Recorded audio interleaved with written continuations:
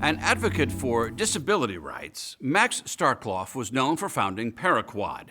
His organization pioneered independent living for the severely disabled.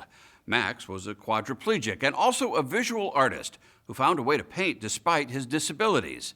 Now, some of his work is on exhibit for the first time ever, as Sharon Stevens reports. Look at these paintings. The colors, the passion, all done by one man, Max Starkloff. Confined to a wheelchair at age 21 as the result of a car accident, his family cared for him at home until they couldn't. Starkloff was then sent to a nursing home. He called it incarceration. One day, his widow, Colleen Kelly Starkloff, says something happened that would change his life. Max met a brother of the Franciscan order who was also an artist. A brother, Brother Matthew Gallagher, who was a painter, approached Max and asked him if he'd like to learn to paint, and Max thought, sure, why not? How could a quadriplegic man learn to paint? With a well-placed palette or a brush placed by his assistants between his teeth. He had a palette on his right-hand side where he would mix his paints. He would have his attendants come and squirt the paints on, but he would mix his paints, and then he could apply them. The paintings are on display for the first time in more than 40 years at the Bruno David Gallery in St. Louis. This gallery tried to demonstrate that all kinds of people with all kinds of challenges can make art. For years, most people knew Max Starkloff as a major force in the movement to win equal rights for people living with disabilities. Max and Colleen met while he was in the nursing home. She was a physical therapist there. They married in 1975 and raised 3 children. Together, they founded 2 organizations to help those with disabilities, Paraquad and later the Starkloff Institute.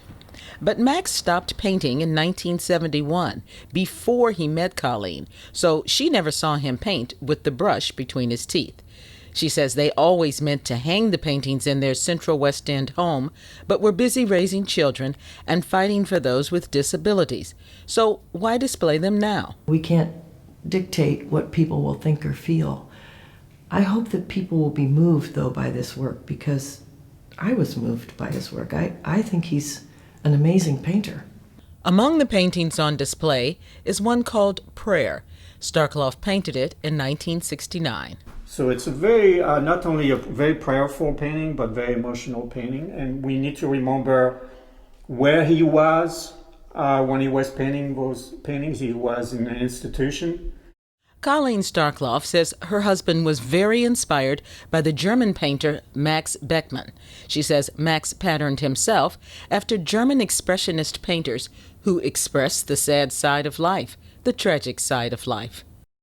There are some similarities in all of Max Starkloff's paintings. It might be the colors, it could be a facial expression, but mostly it's the hands.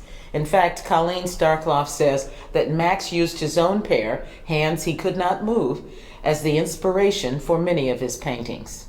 But she adds, he also brought his desire to help people living with disabilities. His favorite painting is called Man with His Rock, based on the Greek myth of Sisyphus.